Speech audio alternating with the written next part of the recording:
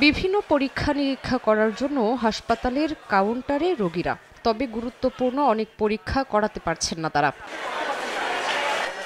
Comilla medical college হাসপাতালে MRI মেশিনের false ceiling খুলে পড়ায় পরীক্ষা বন্ধ আছে প্রায় ৭ মাস ধরে। গত ফেব্রুয়ারি থেকে টেবিল ত্রুটির কারণে বন্ধ হয়ে আছে সিটি স্ক্যান মেশিন। ফিল্ম না থাকায় বন্ধ সব ধরনের এক্স-রে।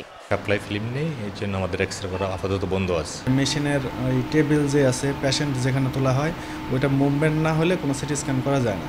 ওই মুভমেন্টের কারণেই আপাতত সিটি স্ক্যান বন্ধ আছে। মেশিন ওকে, কিন্তু ওই সিলিংয়ের জন্য আসলে আমরা কাজটা মানে বন্ধ রাখা হয়েছে এবং আমরা করতে পারি না। রোগীদের অভিযোগ, সরকারি হাসপাতালে চিকিৎসা সেবা নিতে এসে হতাশ তারা। প্রায় সব ধরনের পরীক্ষা করাতে হয় বাইরের বেসরকারি হাসপাতাল থেকে। এতে অতিরিক্ত অর্থ খরচের পাশাপাশি বেড়েছে ভোগান্তি। 950 টাকা আপনার নিব, এক্সরে নিব, তারা এনে বলে ফিল্ম নাই না কি নাই, তো আমরা আবার বাজ্যে কিনতেছি। ক্যানেলা পর্যন্ত বাইরে থেকে কিনে আনা লাগে, যেটা হাসপাতাল থেকে সাপ্লাই দেওয়ার কথা, এটাও আমরা পাই না। এখানে করলে মনে হয় আমার ৫-৬ হাজার টাকা লাগবে, আর বাইরে করলে ৬-৭ হাজার টাকা লাগবে।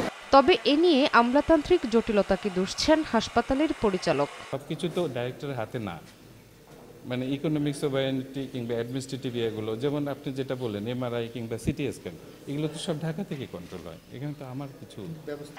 কুমিল্লা মেডিকেল কলেজ হাসপাতালের 2 বিভাগ মিলিয়ে দৈনিক 4 থেকে 6 হাজার রোগী স্বাস্থ্যসেবা নেন। সময় সংবাদ, কুমিল্লা।